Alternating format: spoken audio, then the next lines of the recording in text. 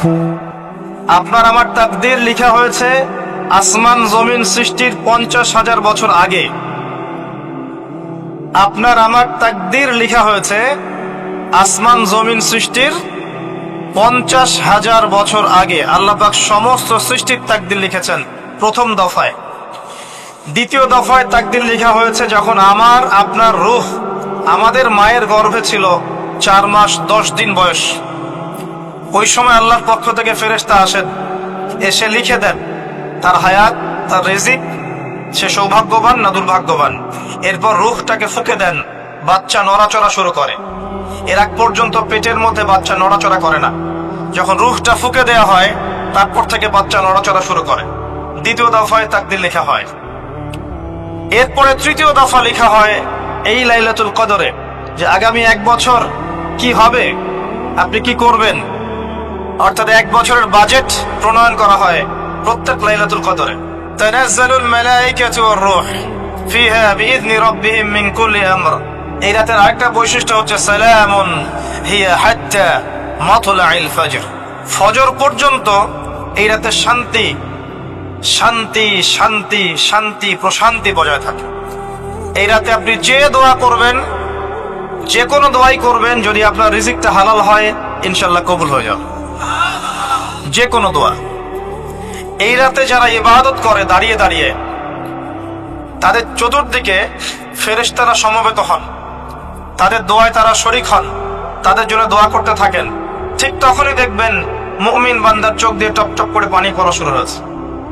আপনি ফিল করতে পারবেন যে আপনার দোয়া আল্লাহ কবুল করছেন। এই রাতের ইবাদতকে 1000 মাস দিয়ে গুণ করলেও কখনো সমান হবে না। একটা রাত ইবাদত করলে আপনি 1000 মাসের নেকি পাচ্ছেন। এই সুযোগটাকে ছেড়ে দেওয়া যায়? কবে এই রাত স্পেসিফিকলি বলা যাবে না, 27 তারিখেই স্পেসিফিকলি বলা যাবে না যে 21-এর রাতেই, 23-এর রাতেই বা 25-এর রাতেই। নির্দিষ্ট করে বলার কোনো সুযোগ নাই। নবী সাল্লাল্লাহু আলাইহি ওয়াসাল্লাম লাইলাতুল কদর পেয়েছেন এবং ওই রাতে বৃষ্টি হচ্ছিল। তিনি সিজদা করছেন, তার কপালের মধ্যে মসজিদে নববীর যে মাটি আছে এই মাটির কাদা লেগেছিল। তখন কিন্তু মসজিদ টাইলস ফিটিং ছিল না। মাটির মসজিদ থেকে নবী সাল্লাল্লাহু আলাইহি ওয়াসাল্লাম বিশ্ব পরিচালনা করেছেন। আর আমাদের এখন তাজমহলের মতো মসজিদ, হেদায়েতের কোনো হও না এখানে। এটা আখিরুজ জামানের সাইন, মসজিদগুলো হবে চাকচিক্যময়, হেদায়েত শূন্য। হাদিস একদম স্পষ্ট আছে, মসজিদ হবে চাকচিক্যময় কিন্তু হেদায়েত শূন্য। ইভেন দেখবেন নামাজ পড়ছে মুসল্লি, পাশে হই হুল্লা করছে। দিনের কথা আলোচনা হলে বা নামাজ পড়লে, কেউ কোরআন তেলাওয়াত করলে আদবের সাথে যে পাশে শোরগোল করতে হয় না, এটা এখন বুঝাতে হয়। বুঝাতে গিয়ে যদি আপনি এই আয়াত তেলাওয়াত করেন, লাহুম কুলুবুন লা ইয়াফকাহুনা বিহা, কিছু মানুষকে আল্লাহ পাক কলব দিয়েছেন বোঝে না। ওয়া লাহুম আযানুন লা ইয়াসমাউনা বিহা, কিছু মানুষকে আল্লাহ পাক কান দিয়েছেন শোনে না। ওয়া লাহুম আ'য়ুনুন লা ইউবসিরুনা বিহা, কিছু মানুষকে আল্লাহ পাক চোখ দিয়েছেন দেখে না। উলাইকা কাল আনআম, এরা আনআমের মতো। বাল হুম আদাল, বরং তার চাইতেও নিকৃষ্ট। তখন কিছু মানুষের ইগোতে লেগে যায়। তা আচরণ কিন্তু এমনই। কোরআন যেখানে তেলাওয়াত করা হচ্ছে, নবীর হাদিসের কথা বলা হচ্ছে, সেখানে উঁচু স্বরে কথা বলা জায়েজ নেই। নামাজ পড়ছে একজন ব্যক্তি, সে আল্লাহর সাথে সরাসরি কথা বলছে, তার পাশে কথা বলা জায়েজ নেই। এমনকি নামাজরত ব্যক্তির পাশে কোরআন তেলাওয়াত করাও জায়েজ নেই। আমার কথা কি বুঝতে পারছেন? একজন ব্যক্তি নামাজে দাঁড়িয়েছে, আল্লাহর সাথে কথা বলছে, পাশে আপনি কোরআন তেলাওয়াত করতে পারবেন না জোরে জোরে। মনে মনে করতে হবে, করতে চাইলে মনে মনে করতে হবে। অনেক সময় মসজিদের ভিতরে দেখবেন নামাজ পড়া হচ্ছে, শোরগোল করছে। নবী সাল্লাল্লাহু আলাইহি ওয়াসাল্লাম বলেছিলেন, আখিরুজ জামানে, তিরমিজিতে আছে হাদিসটা, আখিরুজ জামানে ইসলামের নামটুকু থাকবে, ইসলামের প্রকৃত বিষয়গুলো থাকবে না। কোরআনের মাসহাফ থাকবে, যে মাসহাফ, কোরআনের মাসহাফটা থাকবে, এর শিক্ষাগুলো থাকবে না। মসজিদগুলো হবে চাকচিক্যময় কিন্তু মসজিদ হবে হেদায়েত শূন্য। আর চতুর্থ লাইনটা আরো ভয়ঙ্কর। 4 নম্বর লাইনে গিয়ে নবীজি বলেছেন সাল্লাল্লাহু আলাইহি ওয়াসাল্লাম, আসমানের নিচে জমিনের উপরে আল্লাহর সবচেয়ে নিকৃষ্ট সৃষ্টি হবেন এক শ্রেণীর আলেম। যাদের থেকে ফিতনা ছড়াবে এবং তাদের দিকেই ফিতনা ফিরে আসবে। তিরমিজির মধ্যে হাদিসটা আছে, যে কোনো আলেমকে জিজ্ঞাসা করে এটা কোন শ্রেণীর আলেম, এটা বোঝার জন্য আপনার পিএইচডি করার দরকার নাই। যারা দিনকে দুনিয়ার বিনিময়ে বিক্রি করেছে তারাই সেই শ্রেণীর আলেম। যারা সত্য কথা বলতে ভয় পেয়েছে তারাই সেই শ্রেণীর আলেম। যারা সত্যকে মিথ্যার সাথে মিশ্রিত করেছে তারাই সেই শ্রেণীর আলেম। এবং যারা ইসলামের নামে উম্মাকে শতদা বিভক্ত করে দিয়েছে এরাই সেই শ্রেণীর আলেম। নবী করিম সাল্লাল্লাহু আলাইহি ওয়াসাল্লাম বলেছেন, লাইলাতুল কদর আমি পেয়েছি, কপালে কাদা মাটি ছিল, বৃষ্টি হচ্ছিল, তার মানে ওই রাতে বৃষ্টি হতে পারে, ওই রাতে বৃষ্টি হতে পারে। লাইলাতুল কদরের আলামত রাতের বেলা বৃষ্টি হতে পারে। বৃষ্টি হয়েছে, তিনি নামাজ পড়েছেন, কপালের মধ্যে কাদা লেগেছিল, তিনি বের হয়েছেন, সাহাবীদেরকে বলবেন কোন রাতটা লাইলাতুল কদর, আজকের রাতটা লাইলাতুল কদর, এটা বলতে বের হয়েছে। বের হয়ে দেখছেন দুজন মুসলিম আপোষে ঝগড়া করছে। লিসেন টু মি, দুজন মুসলিম আপোষে ঝগড়া করছে। আমরা বলি না যে মুসলিমদের মাঝে ইখতিলাফ গুলো রহমত, আমরা বলি না? দুজন মুসলিম আপোষে ঝগড়া করছে, এই কাজটার কারণে আল্লাহ রাব্বুল আলামিন নবী সাল্লাল্লাহু আলাইহি ওয়াসাল্লামের হৃদয় থেকে এই কথাটাকে তুলে নিলেন। তিনি আর বললেন না এক্স্যাক্টলি কোন রাতে লাইলাতুল কদর ছিল, তিনি বলতেই বেরিয়েছিলেন যে কোন রাতে লাইলাতুল কদর ছিল। আমাদের ইখতিলাফের কারণে আমরা সেই নির্দিষ্ট রাতটাকে হারিয়ে ফেলেছি। তবে এর মধ্যেই খায়ের আছে, এর মধ্যেই কল্যাণ আছে। আরবিতে একটা প্রবাদ আছে, কুল্লু শার ইউজাদু ফিহিল খায়র, প্রত্যেকটা অকল্যাণের পিছনেই কোনো না কোনো কল্যাণ আছে। নির্দিষ্ট করে বলে দিলে আমরা বাকি রাতগুলো জাগতাম না। নবী সাল্লাল্লাহু আলাইহি ওয়াসাল্লাম এখন বললেন যে আমাকে ভুলিয়ে দেওয়া হয়েছে কোন রাত, তোমাদের ঝগড়ার কারণে। অতএব তোমরা শেষ দশকের বিজোড় রাতগুলোকে তালাশ করো। শেষ দশকের বিজোড় রাত বলতে 21-এর রাত, 23-এর রাত, 25, 27, 29, এই 5টা রাতের যে কোনো একটা লাইলাতুল কদর। এই রাতে ইবাদত করলে এত নেকি হচ্ছে, কারণটা কি? রাত আর দিন কি ডিফারেন্ট কিছু? প্রত্যেক রাতেই কিন্তু আল্লাহ পাক প্রথম আসমানে নেমে আসেন, প্রত্যেক রাতে, শুধু শবে বরাতের রাতে নয়, শুধু নিসফে শাবানের রাতে নয়, কিন্তু প্রত্যেক রাতেই আল্লাহ পাক প্রথম আসমানে নেমে আসেন। তিনি কিভাবে নেমে আসেন এটা ব্যাখ্যা করার দরকার নেই আমাদের। আল্লাহ পাক বলেছেন নেমে আসি, বাস আসি। কারণ সবকিছু আমরা যুক্তি, বিজ্ঞান, দর্শন দিয়ে প্রমাণ করতে পারবো না। পারবো? সায়েন্সকে জিজ্ঞাসা করেন যে স্বপ্নের ব্যাখ্যা কি, ঘুম কাকে বলে, আত্মা কাকে বলে, আত্মা কঠিন না তরল না বায়বীয়, পারবে সায়েন্স ব্যাখ্যা করতে? কবরের আযাব কি, জিন জাতি কি, জিন জাতি কাকে বলে, জিন জাতি কেমন দেখতে, মালায়েকা কেমন, তারা কিভাবে কাজ করে, তাদের ফাংশন কি, তারা কি ব্যাখ্যা করতে পারবে? আমাদের একটা চেতনা তৈরি হয়েছে, সায়েন্স যা বলবে তাই সত্য। এই চেতনা পুরোপুরি সত্য নয়। কোরআন এবং সুন্নাহ, আল্লাহ এবং তার রাসূল যা বলবেন সেটাই চূড়ান্ত সত্য।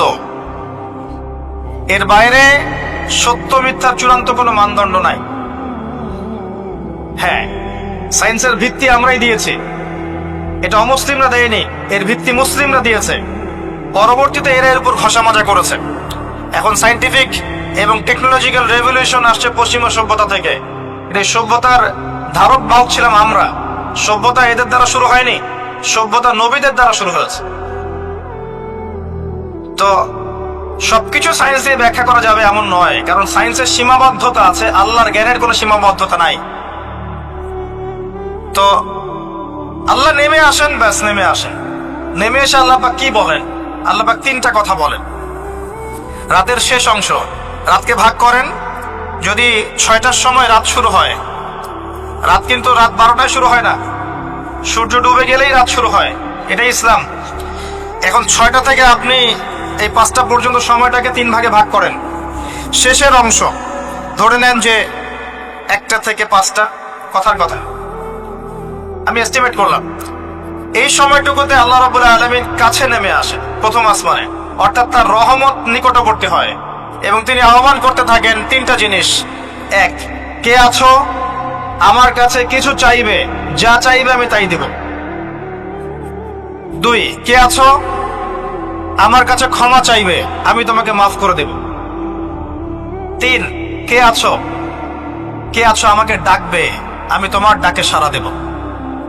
মানে এই সময় আপনি যা চাইবেন ইনশাআল্লাহ, আপনার আকীদায় যদি শিরক না থাকে, আমলে যদি বিদআত না থাকে, এবং আপনার রিজিক যদি হালাল হয়, ইনশাআল্লাহ তাআলা আপনার দোয়া কবুল করা হবে।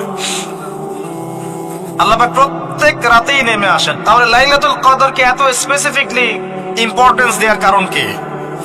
একটাই কারণ, মনে রাখবেন, লাইলাতুল কদরকে মর্যাদা মণ্ডিত করার এবং রমাদান মাসকে শ্রেষ্ঠ মাস মর্যাদা মণ্ডিত করার একটা কারণ, only one reason behind it, সেটা হচ্ছে এই মাসে এবং এই রাতে আল কোরআন নাজিল হয়েছে। কথা কি বুঝতে পারছেন? কোরআন নাজিলের কারণেই এই মাসটা মহামান্বিত, কোরআন নাজিলের কারণেই এই রাতটা সম্মানিত। ইন্না আনজালনাহু ফি লাইলাতুল কদর। নবী করিম সাল্লাল্লাহু আলাইহি ওয়াসাল্লাম যখন এই জাহেলি যুগে বাস করছেন, এই লাইলাতুল কদরে রমাদান মাসে আল্লাহ পাক কোরআন নাজিল করলেন। কি জন্য নাজিল করলেন? কারণ এই সমাজটাকে পরিবর্তন করার জন্য, সমাজের জাহিলিয়াতগুলোকে দূর করার জন্য নবী করিম সাল্লাল্লাহু আলাইহি ওয়াসাল্লাম প্রচন্ড ফিকির করতেন।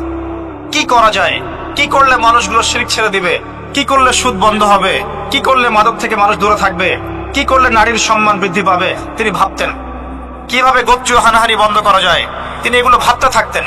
হেরা গুহায় বসে তিনি এগুলো ভাবতেন কি করা যায়। যুবক বয়সে তিনি হিলফুল ফুজুর তৈরি করেছেন এগুলো সমস্যা দূর করার জন্য, কিন্তু পরিপূর্ণরূপে সফল হয়েছেন বলতে পারি না আমরা, কারণ তখন ওহী আসেনি। এই ভাবতে ভাবতে ভাবতে ভাবতে একদিন এক রাতে তার কাছে আল্লাহর পক্ষ থেকে কোরআন নাজিল হলো। সূরা আলাকের প্রথম 5টা আয়াত, বিসমিল্লাহির রহমানির রহিম, ইকরা বিসমি রাব্বিকাল্লাযী খালাক। পড়ুন আপনার রবের নামে যিনি আপনাকে সৃষ্টি করেছেন। খালাকাল ইনসানা মিন আলাক, যিনি মানুষকে সৃষ্টি করেছেন জমাট বাঁধা রক্তপিণ্ড থেকে। আমরা সবাই জমাট বাঁধা রক্তপিণ্ড ছিলাম মায়ের পেটে। আজকে আমরা আল্লাহ দ্রোহী হয়েছি, কিন্তু আমরা পেটের মধ্যে এতটুকু জমাট বাঁধা রক্তপিণ্ড ছিলাম। সূরা ইয়াসিনের মধ্যে আল্লাহ পাক এই কথাটা বলেছেন, তোমাদেরকে তো নুতফা থেকে সৃষ্টি করেছি, ফাইদা হুয়া খাসীমুম মুবিন, যখন সে বড় হয়েছে সুস্পষ্টভাবে আল্লাহর বিরুদ্ধাচরণ করছে। আমরা যদি না থাকি এই পৃথিবীতে, আল্লাহর দ্বীনের কোনো ক্ষতি হবে? এই পৃথিবীর আবর্তন থেমে যাবে? আমাদের বউ বাচ্চা কাচ্চা, বাবা মা, স্ত্রী সন্তান, এরা কি না খেয়ে মারা যাবে? মনে করেন আমরা এখন সবাই মরে গেছি, কথার কথা বলছি, নাউজুবিল্লাহ, আমাদের পরিবারগুলো কি থেমে যাবে?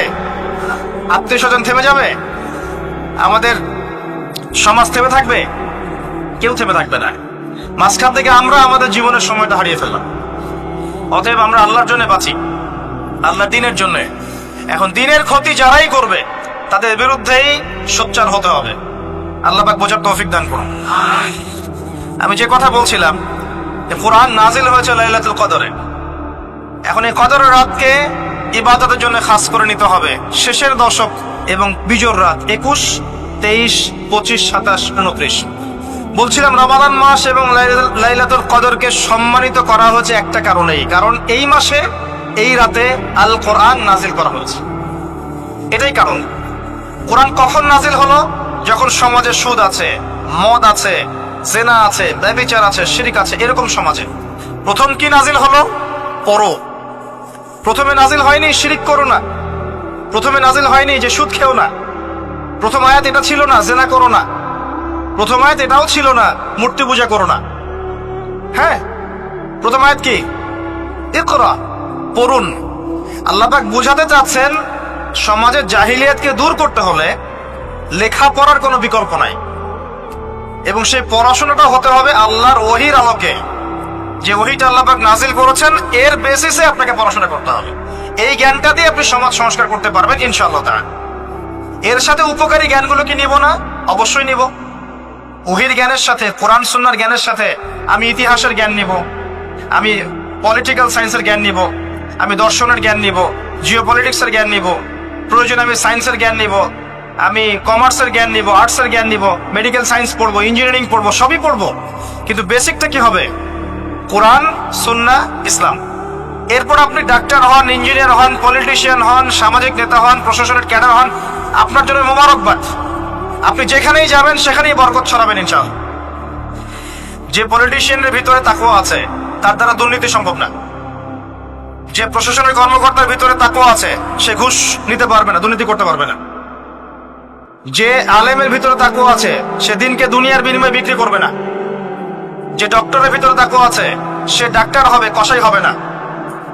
যে ইঞ্জিনিয়ারের ভিতরে তাকওয়া আছে সে দেখবেন সত্যিকারের প্রকৌশলী হবে, সে কিন্তু চোর হবে না।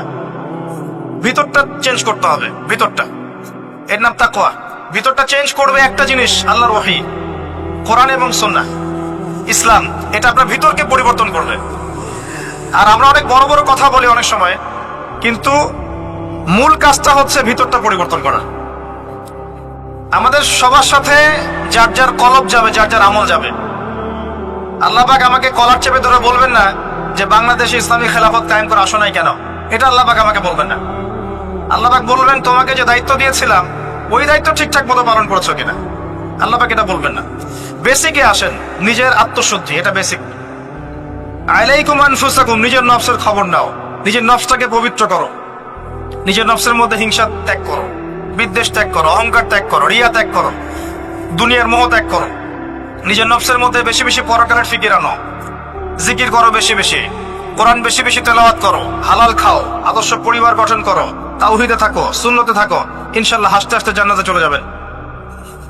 একটা হাদিস আমি পড়েছি ফয়জুল কালাম বইয়ের মধ্যে, গতকালকে মাহফিলে বলেছিলাম, আপনাদেরকে বলছি। মাদ্রাসায় পড়ানো হয় ক্লাসিক্যাল একটা বই ফয়জুল কালাম, সবাই কিনতে পারেন, হাদিসের বই। চমৎকার কিছু হাদিস আছে। এখানে একটা হাদিস আছে আমাদের জন্য সুসংবাদ। নবী সাল্লাল্লাহু আলাইহি ওয়াসাল্লাম বলছেন, হে সাহাবীরা, তোমরা এমন একটা যুগের মধ্যে বাস করছো যেই যুগে কেউ যদি ইসলামের 10% ছেড়ে দেয় সে ধ্বংস হয়ে যাবে। সাহাবীদেরকে বলছেন তোমরা এমন একটা যুগে বাস করছো, এই যুগে ইসলামের 1/10 কেউ ছেড়ে দিলে সে ধ্বংস হয়ে যাবে। কিন্তু তোমাদের পরে এমন একটা যুগ আসবে যেই যুগে মানুষ যদি 1/10 ধরে রাখতে পারে, 10% ধরে রাখতে পারে, তাহলেই নাজাত পেয়ে যাবে ইনশাআল্লাহ। আমরা সে যুগে আছি না? আমাদের চতুর্দিকে ফিতনা নয় কি? আপনার ঘরে ফিতনা, সমাজে ফিতনা, ইকোনমিক্সে ফিতনা, রাষ্ট্রে ফিতনা, বিশ্বে ফিতনা, ধর্মে ফিতনা, সবখানেই ফিতনা, ফাসাদ। আমরা সেই যুগের মধ্যে বাস করছি। আসুন, আল্লাহ পাক কোরআন নাজিল করলেন, প্রথমে পড়তে বললেন। তার মানে আল কোরআন এবং সুন্নাহ এগুলাকে পড়া শিখতে হবে। বড় বড় স্বপ্ন দেখার আগে আমাদেরকে বেসিক ঠিক করতে হবে, পড়াশোনা করতে হবে। আল্লাহ পাক আমাদের যুব সমাজকে পড়াশোনা করার তৌফিক দান করুন। রমাদান মাসে এটা নাজিল হয়েছে। আল্লাহ পাক সূরা বাকারায় বলছেন, শাহরু রমাদানাল্লাযী উনজিলা ফীহিল কুরআন। রমাদান সেই মাস যেই মাসে কোরআন নাজিল করা হয়েছে। কি জন্য নাজিল করা হয়েছে? হুদাল লিন-নাস। এই কোরআন হচ্ছে মানব জাতির জন্য হেদায়েত, নট অনলি ফর মুসলিমস। এটা শুধু মুসলিমসদের জন্য হেদায়েত নয়, হুদাল লিন-নাস, পুরো মানব জাতির জন্য হেদায়েত। কোরআনে ইহুদির জন্য হেদায়েত আছে, খ্রিস্টানের জন্য আছে, অমুসলিম হিন্দুদের জন্য আছে, সবার জন্য কোরআন। এটা সাম্প্রদায়িক কোনো কিতাব নয়, এটা টোটালি অসাম্প্রদায়িক একটা বই। আল কোরআন যে কেউ পড়তে পারে। এটা কারো পৈতৃক সম্পত্তি নয় যে একটা শ্রেণীর মানুষই পড়বে বাকিরা পড়বে না, সবাই পড়বে ইনশাআল্লাহ তাআলা। এটা আল্লাহর কিতাব, আল্লাহর কালাম। হুদাল লিন-নাস ওয়া বায়িনাতিন মিনাল হুদা। এটা হচ্ছে সত্য মিথ্যার মানদণ্ড, বায়িনাত, সুস্পষ্ট মানদণ্ড। আর কি ওয়াল ফুরকান, প্রমাণ, হুজ্জাত, দলিল। এটা আল্লাহ পাক কোরআন সম্পর্কে বলছেন। আরেকটা জায়গায় চলে যাই, চলেন সূরা নাহল এর 89 নম্বর আয়াতে চলে যান। আল্লাহ পাক বলছেন, ওয়া নাযালনা আলাইকাল কিতাব। হে নবী, আমি আপনার প্রতি এমন একটা কিতাব নাজিল করেছি, অর্থাৎ আল কোরআন। ওয়া নাযালনা আলাইকাল কিতাব তিবয়ানান লিকুল্লি শাই, যেই কিতাবটা প্রত্যেকটা বিষয়ের ব্যাখ্যা। আপনি কি আমার কথা শুনতে পারলেন? আল্লাহ বলছেন কোরআন প্রত্যেকটা বিষয়ের ব্যাখ্যা। আপনার ব্যক্তি জীবন এখানে আছে, আপনার ব্যবসায়িক জীবন এখানে আছে, অর্থনৈতিক জীবন এখানে আছে, পারিবারিক জীবন এখানে আছে, সামাজিক লাইফ এখানে আছে, সবকিছু আছে। তিবিয়ানান লিকুল্লি শাই, প্রত্যেকটা বিষয়ের ব্যাখ্যা এখানে আছে।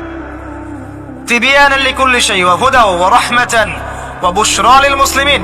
এই কোরআন হচ্ছে হেদায়েত এবং রহমত, দয়া। ওয়া বুশরা লিল মুসলিমিন, মুসলিমদের জন্য সুসংবাদ এই কোরআন।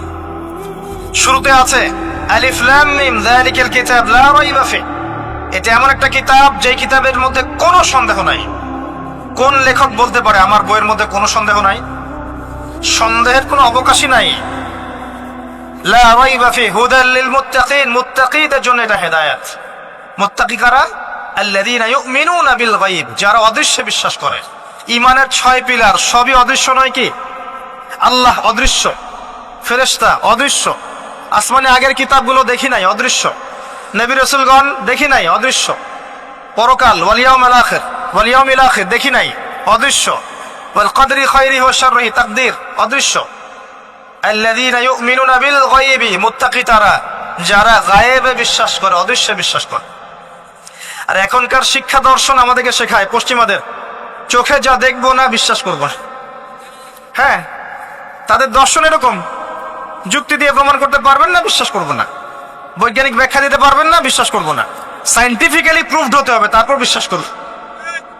অনেক সময় দেখা যায় মুসলিমরাও এর গলদ ধাঁধায় পড়ে যায় এবং বলে নামাজের উপকারিতার সায়েন্টিফিক ব্যাখ্যা বলেন, তারপর নামাজ পড়ব। নামাজের সায়েন্টিফিক ব্যাখ্যা লাগবে, তারপর নামাজ পড়বেন? আল্লাহ পাক বলেছেন ইয ক্বালা লাহু রাব্বুহু আসলিম ক্বালা আসলামতু লিরাব্বিল আলামিন। আল্লাহ পাক ইব্রাহিমকে বলেছেন আলাইহিস সালাম আত্মসমর্পণ করো, যখনই বলেছেন তখনই করেছেন। যখনই আল্লাহ পাক বলেছেন আত্মসমর্পণ করো, তিনি বলেছেন আসলামতু লিরাব্বিল আলামিন, আমি আত্মসমর্পণ করলাম।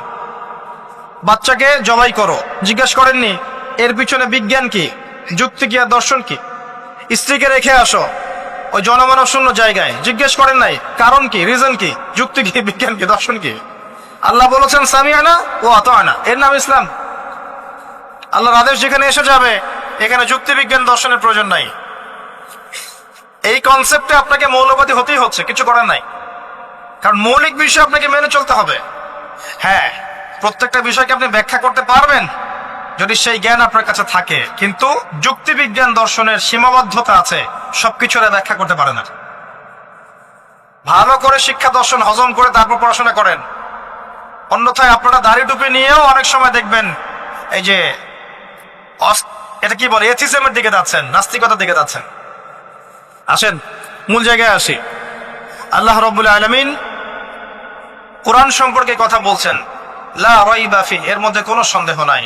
একই সূরার মধ্যে আল্লাহ পাক বলছেন যে ওয়া ইন কুনতুম ফি রাইবিন মিম্মা নাযালনা আলা আবদিনা ফাতু বিসূরাতিন মিন মিসলি, তোমরা যদি এই কিতাব নিয়ে সন্দেহ করে থাকো যে এই কিতাব আল্লাহর পক্ষ থেকে এসেছে নাকি অন্য কারো পক্ষ থেকে এসেছে, তোমরা যদি এই কিতাব সম্পর্কে সন্দেহ পোষণ করো যেটা কি আল্লাহর পক্ষ থেকে এসেছে না অন্য কারো পক্ষ থেকে এসেছে, তাহলে এর মতো কিছু আয়াত নিয়ে এসে দেখাও, একটা সূরা রচনা করে দেখাও।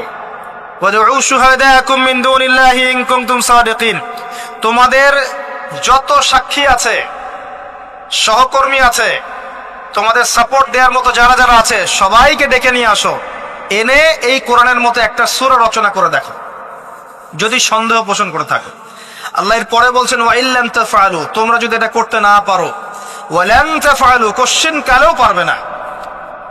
তোমরা যদি এটা করতে না পারো, মানে একটা সূরা রচনা করতে না পারো, এরকম কোন কিতাব রচনা করতে না পারো, একটা আয়াত রচনা করতে না পারো, তাহলে জেনে রাখো ফাত্তাকুন নার আল্লাতী ওয়াকুদুহা আন-নাস ওয়াল হিজারা, সেই আগুনকে ভয় করো যার ইন্ধন হবে মানুষ এবং পাথর। উইদ্দাত লিল কাফিরিন, যা কাফেরদের জন্য প্রস্তুত করা হয়েছে। আল্লাহ পাক এই কোরআনটা নাজিল করেছেন কোন মাসে ভাই? রমাদান মাসে। আসেন প্রথমে বলে নেই আমরা রমাদানকে কিভাবে পালন করার চেষ্টা করব, এরপরে আসছি রমাদানকে কেমন করে কোরআনময় করবেন। এই দুইটা পয়েন্ট। এক নাম্বার, হতে পারে এই রমাদান আপনার জীবনের শেষ রমাদান। কয়েকটা কাজ আমি বলি। প্রথম কাজ হচ্ছে নিয়াত করতে হবে যে এই রমাদানটাতে আমি আমার সমস্ত গুনাহ মাফ করানোর চেষ্টা করব। কারণ নবী সাল্লাল্লাহু আলাইহি ওয়াসাল্লাম বলেছেন সেই ব্যক্তির জন্য ধ্বংস যে ব্যক্তি রমজান মাসকে পেয়েছে কিন্তু তার গুনাহ মাফ করাতে পারে না। কে জানে এটা আমাদের শেষ রমাদান হতে পারে। আল্লাহ না করুক, আমরা দোয়া করি আল্লাহ পাক আমাদেরকে বেশি বেশি রমাদান দান করুক, বেশি বেশি লাইলাতুল কদর দান করুক। প্রথম শুরু হচ্ছে আপনি মাসের বাজার আগে করে ফেলবেন। আমি একটু প্র্যাকটিক্যাল কথা বলবো আর কি। আপনি রমাদান মাসের বাজার এই শাবান মাসে করে ফেলার চেষ্টা করেন, পারলে ঈদের শপিংটাও করে ফেলার চেষ্টা করেন। রমজান মাসে বেশি বাইরে যাবেন এবং টাকা পয়সা নিয়ে গিয়ে যে স্ত্রী সন্তানের হাতে দিয়ে দিবেন না, যাও বাইরে গিয়ে মার্কেটিং করে আস, এই ভুলটা করতে যান। নিজে পরিবেশ নষ্ট করবে, রোজার রোজার যে আধ্যাত্মিকত্ব নষ্ট হবে, আরো হাজারটা যুবকের চোখের জানা করার প্রয়োজন নাই। আপনি পরিবারের কর্তা, লিস্ট করে ফেলেন, আপনাকে আল্লাহ পাক যতটুকু সামর্থ্য দিয়েছেন মূল মূল জিনিসগুলো কিনে রেখে দেন, আর বাকি টুকটাক বাজার আপনি করবেন। আর যখন বাজারে যাবেন একটা দোয়া পড়বেন, আপনি 10 লক্ষ নেকি পাবেন ইনশাআল্লাহ। কত লক্ষ? 10 লক্ষ। দোয়াটা শিখাচ্ছি। দোয়াটা হচ্ছে লা ইলাহা ইল্লাল্লাহ ওয়াহদাহু লা শারীকা লাহ লাহুল মুলক ওয়া লাহুল হামদ ইউহয়ী ওয়া ইউমীত ওয়া হুয়া হাইয়ুন লা ইয়ামুত বিয়াদিহিল খায়রু কুল্লুহু ওয়া হুয়া আলা কুল্লি শাইইন কাদির। একবার পড়লে 10 লক্ষ নেকি পাবেন বাজারে গিয়ে। কেন পাবেন? কারণ বাজার সবচেয়ে নিকৃষ্ট জায়গা, যেখানে গেলে মানুষ আল্লাহকে স্মরণ করে না। সেখানে গিয়ে আপনি আল্লাহকে স্মরণ করেছেন, এই জন্য আল্লাহ পাক নেকি দিবেন ইনশাআল্লাহ। আসেন, এটা করার পর ঈদের যে শপিংটার কথা বলছি, এটা এই কারণে বলছি, লাস্টের দশকে আমরা ঈদের শপিং এ বেশি ব্যস্ত থাকি, এতে করে লাইলাতুল কদরটা আমরা হারিয়ে ফেলি। লাস্টের দশক আমরা হয় ইতিকাফ করব, না হলে বাসায় নামাজ পড়বো, পরিবার বর্গকে নিয়ে রাত জাগবো। পারা যাবে ইনশাআল্লাহ? তারাবির নামাজ তো পড়বোই ইনশাআল্লাহ জামাতে। এবং আপনি 20 পড়েন আর 8 পড়েন, আপনি নামাজের কোয়ালিটিটাকে ভালো করার চেষ্টা করেন, নামাজের কোয়ালিটিটাকে বেস্ট করেন। ধীরে ধীরে তেলাওয়াত করেন, ধীরে ধীরে রুকু সেজদা করেন, নামাজটাকে এনজয় করেন। সময় নিয়ে, টাইম নিয়ে, 2 ঘন্টা সময় লাগুক, 3 ঘন্টা সময় লাগুক, এনজয় করে নামাজ পড়েন। আল্লাহ পাক তৌফিক দান করুন।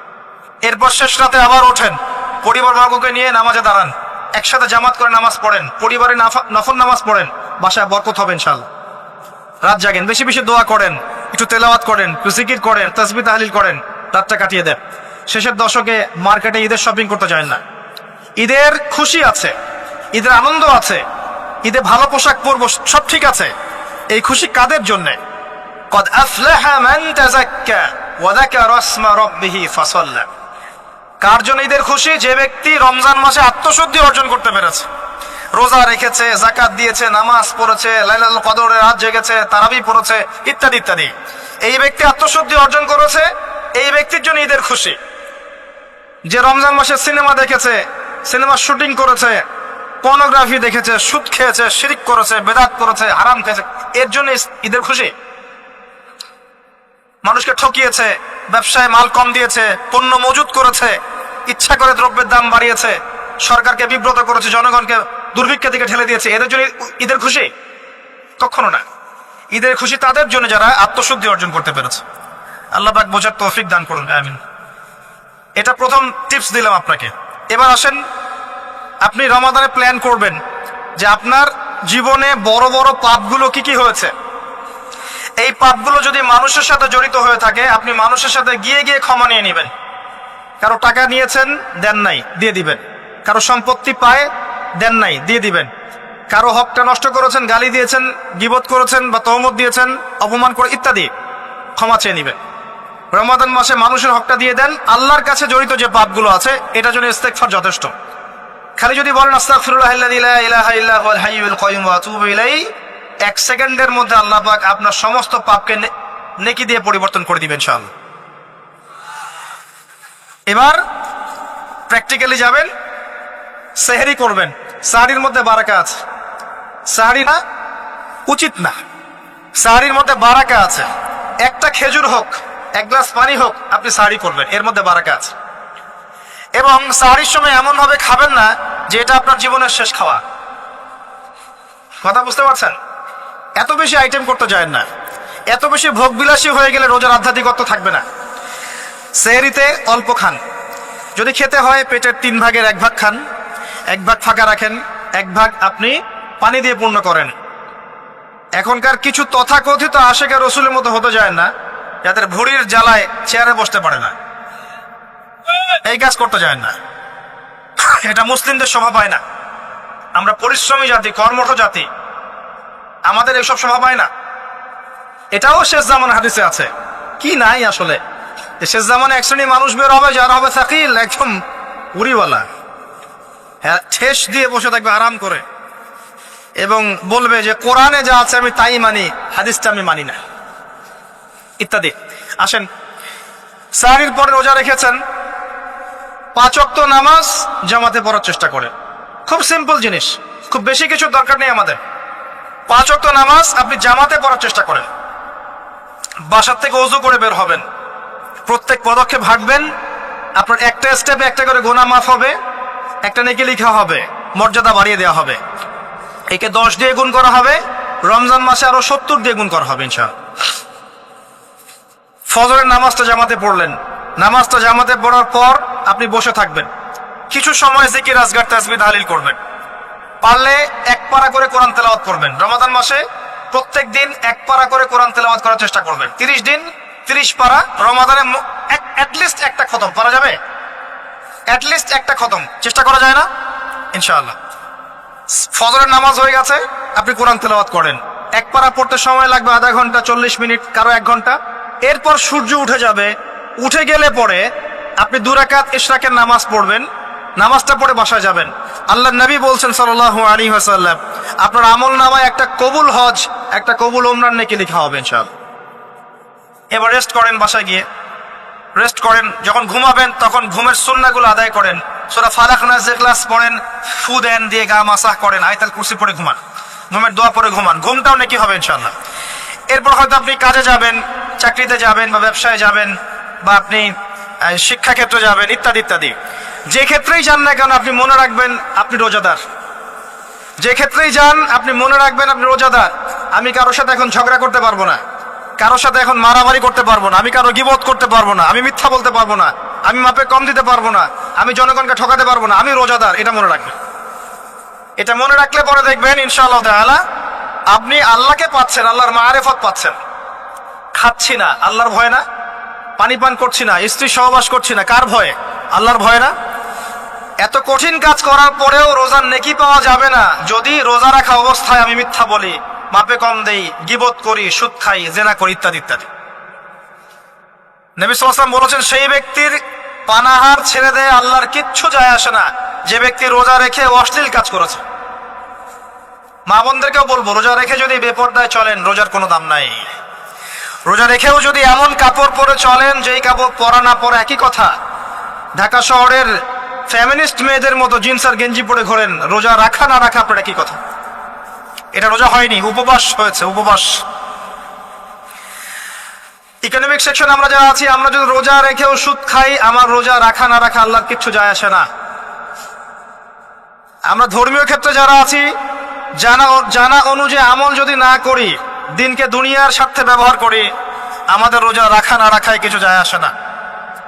আমরা যদি মিথ্যা বলি, অন্যের গীবত করি, অশ্লীল কাজ করি, গার্লফ্রেন্ডের সাথে সময় কাটাই, ওর সাথে কফি খেতে যাই, ডেটিং করতে যাই, এই যে ফেসবুকের মাধ্যমে চ্যাটিংয়ে প্রেম করি, ইউটিউবে অশ্লীল ভিডিও দেখি, পর্নোগ্রাফি দেখি, ইত্যাদি ইত্যাদি, এইসব রোজা রাখা না রাখা আল্লাহর কিচ্ছু যায় আসে।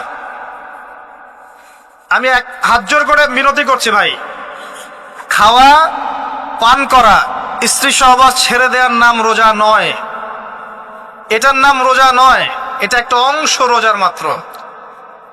রোজা রেখে আল্লাহর যাবতীয় হারাম ত্যাগ করলে পরে রোজা হবে ইনশাআল্লাহ। এই কাজগুলো করার চেষ্টা করে আল্লাহ পাক তৌফিক দান করুন। রোজা রাখা অবস্থায় আপনি বেশি বেশি জিকির করবেন। কি করবেন? সুবহানাল্লাহ পড়বেন, আলহামদুলিল্লাহ পড়বেন, আল্লাহু আকবার পড়বেন, লা ইলাহা ইল্লাল্লাহ পড়বেন, লা হাওলা ওয়ালা কুওয়াতা ইল্লা বিল্লাহ পড়বেন হাসবি আল্লাহ ওয়া নি'মাল ওয়াকিল, সুবহানাল্লাহি ওয়া বিহামদিহি, সুবহানাল্লাহিল আযীম, সুবহানাল্লাহিল আযীম ওয়া বিহামদিহি। পড়বেন আস্তাগফিরুল্লাহ ওয়া আতুবু ইলাইহি, আস্তাগফিরুল্লাহ ওয়া আতুবু ইলাইহি। পড়বেন লা ইলাহা ইল্লাল্লাহ ওয়াহদাহু লা শারীকা লাহ, লাহুল মুলকু ওয়া লাহুল হামদু ওয়া হুয়া আলা কুল্লি শাইইন কাদির। পারা যাবে না ইনশাআল্লাহ? বেশি বেশি পড়বেন। আরেকটা কাজ করবেন, প্রতিটা কাজ নবী সাল্লাল্লাহু আলাইহি ওয়াসাল্লামের সুন্নাহ মাফিক করার চেষ্টা করবেন। সুন্নাহ মাফিক, খাচ্ছেন তার সুন্নাহ মাফিক, টয়লেট করছেন তার সুন্নাহ মাফিক, ঘুমাচ্ছেন তার সুন্নাহ মাফিক। সুন্নাহর বইগুলো আছে না বাজারে, কিনে নিবেন, কিনে নিয়ে দেখবেন প্রতিটা কাজ কিভাবে করলে সুন্নাহ হবে। এই কাজগুলো করতে গিয়ে আপনাকে গভর্নমেন্ট বাধা দিবে? বিশ্বের পরাশক্তিরা বাধা দিবে? আপনাকে কি কেউ পিটাবে এগুলো করলে? জেল খাটাবে? এগুলো আমাদের ব্যক্তি স্বার্থের ব্যাপার, ইচ্ছা করলেই করা যায়। এই ইচ্ছাটা আল্লাহ পাক আমাদের অন্তরে জাগ্রত করুন, আমিন। একটা কাজে কথা বলবো, নর্মালি আমরা ফরজগুলোতে বেশি ফোকাস করি, ফরজ ওয়াজিবে। রমজান মাসে সুন্নত মোস্তাহাবে ফোকাস করতে হয়। রমাদানে একটা নফল আপনাকে ফরজের নেকি দিয়ে দিবে ইনশাআল্লাহ। রমাদান একটা সুন্নাহ আপনাকে ফরজের নেকি দিবে ইনশাআল্লাহ। তো রমজান মাসে শুধু ফরজ নয়, একটু সুন্নাহ সালাতগুলো, নফল সালাতগুলো একটু বেশি বেশি পড়ার চেষ্টা করি। আল্লাহ পাক তৌফিক দান করুন।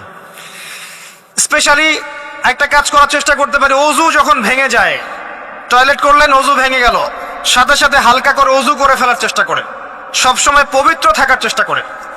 বেলাল আল হায়বাশী নাম শুনেছেন? রাদিয়াল্লাহু আনহু। নবী সাল্লাল্লাহু আলাইহি ওয়াসাল্লাম বলছেন, আমি যখনই জান্নাতে গিয়েছি বেলাল তোমার পায়ের শব্দ শুনেছি। সুবহানাল্লাহ। যেই বেলালকে উত্তপ্ত মরুভূমিতে শুয়ে নির্যাতন করা হচ্ছে, সেই বেলাল বলছেন আহাদুন আহাদ। সেই বেলাল রাদিয়াল্লাহু আনহুর নামে শানে সূরা নাজিল হচ্ছে, কুল হুয়াল্লাহু আহাদ। ওই বেলাল রাদিয়াল্লাহু আনহুকে নবী সাল্লাল্লাহু আলাইহি ওয়াসাল্লাম বলছেন, যখনই জান্নাতে যাই তোমার পায়ের আওয়াজ শুনি। তুমি কি এমন আমল করো যার কারণে এই মর্যাদা তোমার? বেলাল রাদিয়াল্লাহু আনহু বলছেন, আমি তো স্পেশাল তেমন কোনো আমল করি না, আপনারা যা করেন আমিও তাই করি। তবে আমার যখনই ওযু ভেঙে যায় আমি ওযু করি, আর আমি ওই ওযু দিয়ে 2 রাকাত নামাজ পড়ি। এটাকে তাহিয়াতুল ওযুর নামাজ বলে। রমজান মাসে করার চেষ্টা করি, আল্লাহ পাক তৌফিক দান করুন।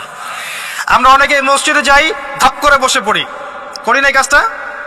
মসজিদে গিয়েছি, ধাপ করে গিয়ে বসে পড়ি। মসজিদে গিয়ে 2 রাকাত নামাজ পড়ে বসা সুন্নত। মিনিমাম 2 রাকাত নামাজ পড়ে বসলে আপনি তাহিয়াতুল মসজিদের নেকি অর্জন করলেন, মসজিদের হকটা আদায় করলেন। ওই জায়গা আপনার জন্য সেজদার সাক্ষী থাকলো, কিয়ামতের মাঠে আপনার পক্ষে সাক্ষী দেবেন ইনশাআল্লাহ।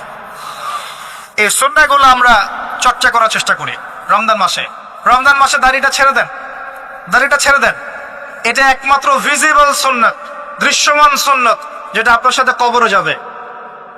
যখন কাফন দেয়া হবে তখন দেখা যাবে না আমার সাথে আর কোন কোন সুন্নাহ আছে, এই একটা সুন্নতই দেখা যাবে আমার সাথে কবরে যাচ্ছে। কথা কি বুঝতে পারছেন? আর এটাকে আমরা এখন যত পারি মেয়ে হওয়ার চেষ্টা করছি। নবীজি বলেছিলেন শেষ জামানায় ছেলেরা মেয়েদের পোশাক পরবে আর মেয়েরা ছেলেদের পোশাক পরবে। দেখুন মেয়েরা এখন ফর্মাল পোশাক পরছে, জিন্সের গেঞ্জি পরে ঘুরছে, আর ছেলেরা ক্লিন শেভড। ছেলেরা মেয়েদের মতো গাল বানাচ্ছে। আর কোন সাইনের জন্য অপেক্ষা করছেন? নবীজি বলেছিলেন উঁচু উঁচু বিল্ডিং নির্মাণের প্রতিযোগিতা করা হবে। একবার এয়ারে ঢাকার কাছাকাছি আসবেন, এয়ারে তো সফর করেছেন আপনারা অনেকেই। যখন এয়ার ফ্লাই করে, টেক অফ করে বা ল্যান্ড করে, তখন ঢাকার কাছাকাছি, তখন উপর থেকে আপনি ঢাকাকে দেখবেন। যে কেন বলেছি this is the city of Akhiruzzaman, কেন বলেছে? নবীজি বলেছেন কিয়ামতের 2টা মেজর সাইন, 2টার মধ্যে একটা হচ্ছে أن ترى الحفاة العراة العالة رياء الشاء يتطاولون في البنيان। যখন সমাজের দরিদ্র শ্রেণীর মানুষেরা, যাদের পায়ে স্যান্ডেল ছিল না, গায়ে কাপড় ছিল না, এরা উঁচু উঁচু বিল্ডিং নির্মাণের প্রতিযোগিতা করতে থাকবে, ফান্তাজির সাআ, তখন কিয়ামতের অপেক্ষা করতে থাকো। আজকে থেকে 100 বছর আগে ছিল এগুলা? 200 বছর আগে ছিল? সুবহানাল্লাহ। আর কোন সাইনের জন্য অপেক্ষা করছেন? তিনি বলেছেন শেষ জামানায় women will dressed but still they will be naked। মহিলারা কাপড় পরবে, তারপরেও তারা নগ্ন থাকবে। আপনি ঢাকার শপিং মলে যান, আপনি দেখেন। আর কোন সাইনের জন্য অপেক্ষা করছেন? শুধু ঢাকা কেন, গ্রামগঞ্জে ছড়িয়ে পড়েছে এগুলো। এখন গ্রামেও ছড়িয়ে পড়েছে, গ্রামে আরো বেশি দেখা গেছে। মাশাআল্লাহ, গ্রামে গিয়ে আমরা হতবাক। সুবহানাল্লাহ, গ্রামের মেয়েগুলা, গ্রামের মেয়ে ঢাকা শহরের মেয়েকে পার করে ফেলেছে। বাদ দেন, ওইদিকে না যাই, ডিফারেন্ট টপিক। আমরা রমাদান মাসের সুন্নাহগুলো আমল করার চেষ্টা করি। তাহিয়াতুল মসজিদ আমল করার চেষ্টা করেন, তাহিয়াতুল ওযু আমল করার চেষ্টা করেন, বেশি বেশি জিকির করেন। এবার আসেন রমাদানে যাকাত হিসাব করবেন। যাকাত, আপনার যাকাত হিসাব করেন, কত টাকা যাকাত এসেছে। যাকাতের নিসাব জানেন তো? হ্যাঁ, 7.5 ভরি স্বর্ণ। রৌপ্য কত? 52.5 তোলা। আপনার এই চাষাবাদের ওসর আসে, ব্যবসায়িক পণ্য থাকলে, সঞ্চিত সম্পদ থাকলে সবকিছু হিসাব করে মুফতি সাহেব আছেন, কওমি মাদ্রাসার আলেমদের কাছে যাবেন, যাকাতের ক্যালকুলেশন করে নেবেন যে আমার এত টাকা জাকাত এসেছে, এভাবে জাকাতটা রমজান মাসে দিয়ে দেওয়ার চেষ্টা করে। জাকাত যদি আমরা না দেই, একটা শাস্তি শুনে রাখেন, আল্লাহ পাক এই সম্পদগুলোকে একত্রিত করে গলাবেন, গলিয়ে কপালে, গালে আর এই যে পিঠে লেপটে দিবেন, বলেন নাউজুবিল্লাহ। এবং এটা একটা সাপের আকৃতি ধারণ করবে, সাপ গলায় পেঁচানো থাকবে, কপালে দংশন করতে থাকবে, বলবে আমি তোমার মাল 7 ভাগ কর, আমি তোমার মাল 7 ভাগ কর। কবর এটা হবে, আমরা চোখে না দেখলে ওটা সত্য। নবীজি দেখে এসেছে মেরাজের রাতে এগুলা। এরপরে জাকাতের একটা সুবিধা আছে, এটা আমরা বোঝাতে পারি না। জাকাত ইসলামিক ইকোনমিক্স এর বেস। জাকাত ধনীর সম্পদে গরিবের হক। যে গরিবের কাছে টাকা পয়সা নাই, আপনার টাকা ওর হাতে চলে যাবে, ও খেয়ে পরে বাঁচতে পারবে, এটাই জাকাত। বুঝতে পারছি? জাকাতটা না দেন, ও আস্তে আস্তে আস্তে আস্তে আরো দরিদ্র হতে থাকবে। এর উপর আবার সুদ আছে, আবার পেপার মানিও আছে। জাকাত গুলো দিয়ে দেন, আল্লাহর ওয়াস্তে জাকাত দিয়ে। অনেক মুসলিম আছে আমরা নামাজ পড়ে জাকাত দেই না। অনেক মুসলিম আছে জাকাত দেয় না, নামাজ পড়ে। জাকাত অস্বীকারীদের বিরুদ্ধে আবু বকর সিদ্দিক রাদিয়াল্লাহু আনহু যুদ্ধ করেছিলেন। এজ এ আমির, রাষ্ট্রের পক্ষ থেকে যুদ্ধ করেছিলেন। আল্লাহ পাক আমাদেরকে জাকাত আদায় করার তৌফিক দান করুন। ফসল থাকলে ফসল এর ওসর আসবে, ওসর এটা দিয়ে দিবেন। সেচের পানিতে হলে এক হিসাব, আর আপনার বৃষ্টির পানিতে হলে এক হিসাব। রমজান মাসে বেশি বেশি দান সাদাকা করবেন, বেশি বেশি মানুষকে দান সাদাকা করেন। পণ্যের দাম কমিয়ে দেন, মানুষকে সাদাকা করেন। প্রত্যেকটা দিন 10 টাকা, 20 টাকা, 100 টাকা সাদাকা করতে চেষ্টা করেন। এক একটা সাদাকা 70 গুণ বেড়ে যাবে ইনশাআল্লাহ তাআলা। আমি আরেকটা নসিহত করব, রমজান মাসে বেশি থেকে বেশি মানুষকে খাওয়ান, বেশি বেশি খাওয়ান, ইফতার করান। আমি বলি মসজিদগুলোতে প্রত্যেক দিন আসর থেকে মাগরিব পর্যন্ত দিনের কথাবার্তা আলোচনা করেন, তালিম করেন। আপনাদের কাছে বই আছে, মুনতাকা হাদিস আছে, ফয়জুল কালাম বই আছে, রিয়াদুস সালেহিন বই আছে, মিশকাত আছে, আলেম আছেন, ইমাম সাহেব আছেন। একটা বিশেষ বিষয় নিয়ে আলোচনা শুরু করেন, মাগরিব পর্যন্ত আলোচনা চলবে, সবাই মিলে ইফতার করেন। একটা ইসলামিক পরিবেশ গড়ে তোলেন, মানুষকে ইফতার করেন, বেশি বেশি ইফতার করেন। আপনার সামর্থ্য থাকলে, সামাজিক যদি পদমর্যাদা থাকে, সমাজের মানুষকে আপনি ইফতার করান, ইফতার পার্টি করেন, ইফতার অ্যারেঞ্জমেন্ট করেন। পার্টি বলা ঠিক না, আসলে ইফতার মাহফিল বলতে পারি আমরা। ইফতার মাহফিল করেন বেশি বেশি, মানুষকে ইফতার। একজন ব্যক্তিকে ইফতার করালে ওই ব্যক্তির রোজার নেকি আপনি পেয়ে যাবেন ইনশাআল্লাহ। প্রজেক্ট করেন, ইফতারের প্রজেক্ট করেন, মানুষের টাকাগুলো নেন, সংগ্রহ করে গরিবদের মাঝে ইফতার বিলিয়ে দেন। দুইটা পদ্ধতি হতে পারে, আমি নিজেও করবো ইনশাআল্লাহ তাআলা। দুটো পদ্ধতি হতে পারে, ডেইলি বেসিসে ইফতার দিতে পারেন, অথবা মাসের বাজার করে দেন। এক মাসে কি কি লাগে, কতটুকু চাল, বুট, ডাল লাগে লিস্ট করেন, করে একটা ফ্যামিলিতে একটা প্যাকেট পাঠিয়ে দেন।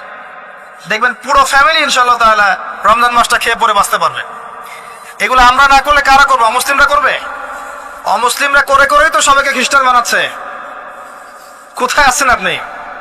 সমাজ সেবা করে করে তো মানুষের ঈমান আমল হরণ করে ফেলছে, আর আমরা সমাজ সেবা করতে চাচ্ছি না। জি, আমরা গরিব মানুষের পাশে দাঁড়াচ্ছি না, ওরা গিয়ে দাঁড়াচ্ছে। দেখবেন মানুষ বলছে হ্যাঁ এই ধর্ম তো ভালোই, আমি খ্রিস্টান হয়ে যাই। কত মানুষ যে খ্রিস্টান হয়ে যাচ্ছে আপনি জানেন? পরে বুঝবেন, যখন আমরা এই যে হাত বাঁধা, পায়ে পা রফলে ইত্যাদি নিয়ে মারামারি করছি, কে কোন মাযহাব, কে কোন তরিকা, কার কোন ত্রুটি আছে, এগুলো নিয়ে আমরা সোশ্যাল মিডিয়ায় ঘাটাঘাটি করছি। এই সময়গুলোর মধ্যে এগুলো অনেক এগিয়ে গেছে। এরা আরো এসব এই খোরমা জিলাপি নিয়ে মারামারি করতে থাক, দেখবেন আস্তে আস্তে আস্তে আস্তে কোন দিকে চলে যায় পরিস্থিতি। গলার মধ্যে দড়ি দিয়ে ফাঁস লাগানো হয়ে গেছে, খালি টানা বাকি আছে।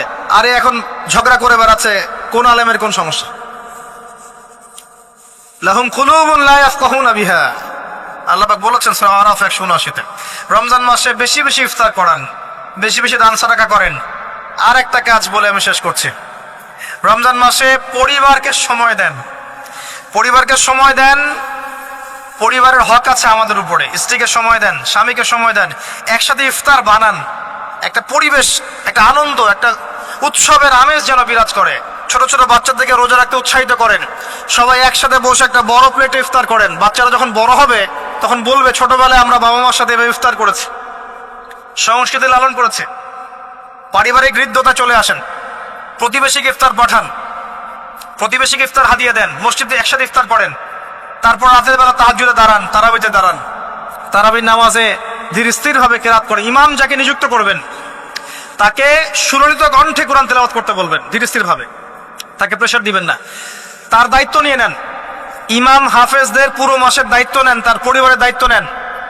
একটা সম্মানজনক হাদিয়ার ব্যবস্থা করে দিবেন, যাতে করে তারা নিশ্চিন্তে থাকে পুরো মাস, তাকে অন্যদিকে ফোকাস করতে না হয়।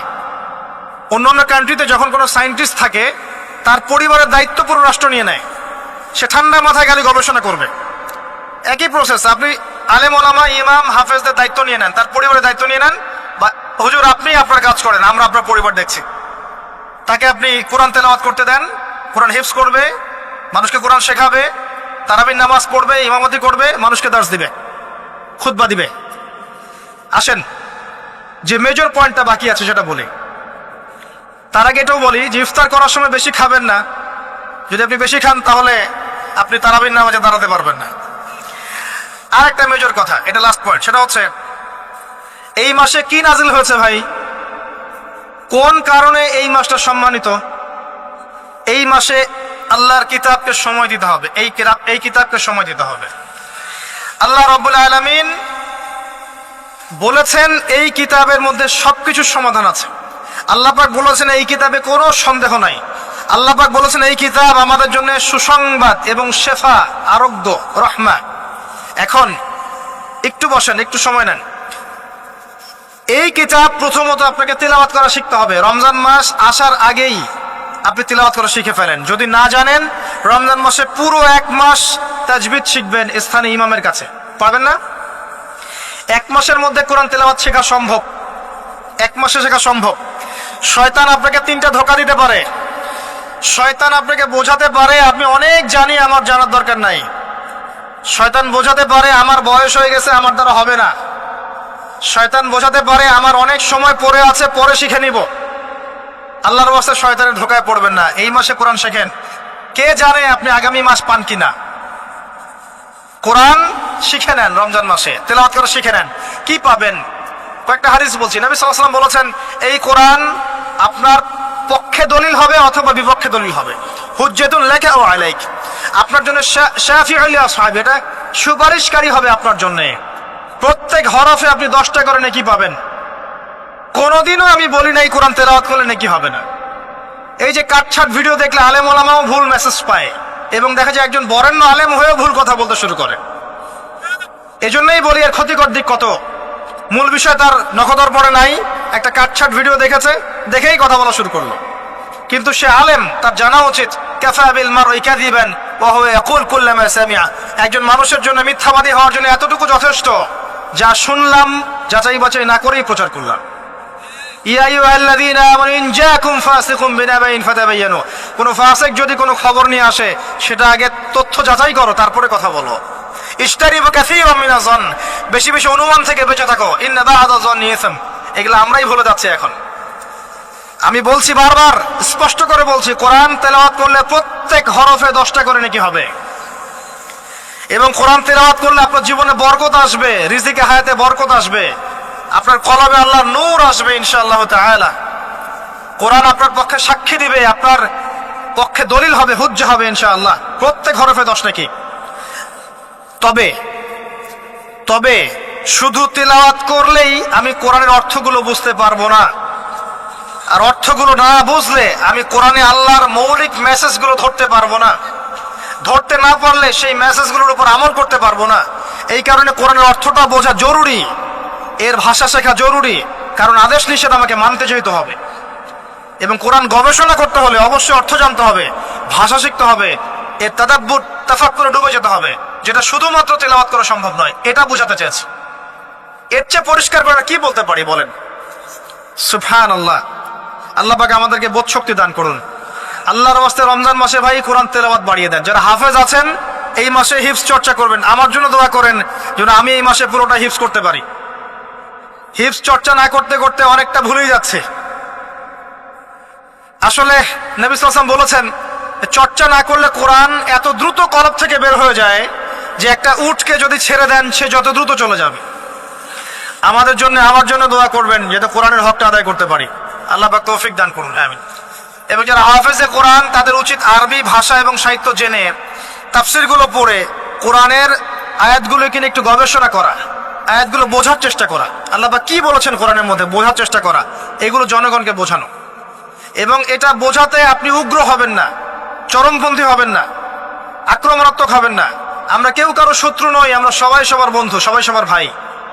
আমরা সবাই সবার ভাই, এক উম্মাহ, ওয়ান উম্মাহ নেশন। তাই আমরা কোরআনের মৌলিক মেসেজগুলো যুগোপযোগী ভাবে সবার সামনে তুলে ধরবো, উপস্থাপন করব, মানার জন্য ফোর্স করব না। যাকে আল্লাহ পাক হেদায়েত দিবেন সে মানবে ইনশাল্লাহ, যাকে আল্লাহ পাক হেদায়েত দিবেন না সে মানবে না, তার হিসাব সে দিবে, আমার কোনো দায় দায়িত্ব নাই। আর সর্বশেষ কথা হচ্ছে, আল কোরআন এর মধ্যে অনেক আদেশ এবং নিষেধ আছে। রমজান মাসে আমরা যদি কোরআন পড়ি আর বুঝি, কিন্তু কোরআনের আদেশ আর নিষেধগুলোকে ফলো না করি, না মেনে চলি, তাহলে আদতে কোরআনের হকটা আদায় হচ্ছে না। এবং এই কোরআনের মেসেজ আমাদেরকে মুসলিম অমুসলিম সবার দ্বারে দ্বারে পৌঁছে দিতে হবে ইনশাআল্লাহ তাআলা। যেভাবে কোরআনের দাওয়াতের ফলে, হাদিসের দাওয়াতের ফলে নবী সাল্লাল্লাহু আলাইহি ওয়াসাল্লাম আইয়ামে জাহিলিয়াতের সেই জাহিলিয়াতকে দূর করে আলোকিত সমাজ প্রতিষ্ঠা করেছিলেন, ইনশাআল্লাহ আজও সম্ভব এই কোরআন সুন্নাহর দাওয়াতকে দিয়ে আজকের সমাজে চলমান জাহিলিয়াতগুলোকে দূর করে আলোকিত বাংলাদেশ প্রতিষ্ঠা করা। আল্লাহ পাক আমাদেরকে তৌফিক দান করুন, আমিন। আমি আমার আলোচনা এখানে শেষ করছি, আজকে আর লম্বা করছি না। আপনারা কষ্ট করে এসেছেন, বসেছেন, আলোচনা শুনেছেন, আদবের সাথে বসেছেন, শৃঙ্খলা রক্ষা করেছেন। আমরা দোয়া করি আল্লাহ পাক আপনাদের সবার নেক হায়াত, হালাল রিজিকে আল্লাহ পাক প্রশস্ত করুন। আমাদের সবাইকে আল্লাহ পাক রমজানে পৌঁছে দিন, রমজানে বেশি বেশি রোজা রাখার তৌফিক দান করুন।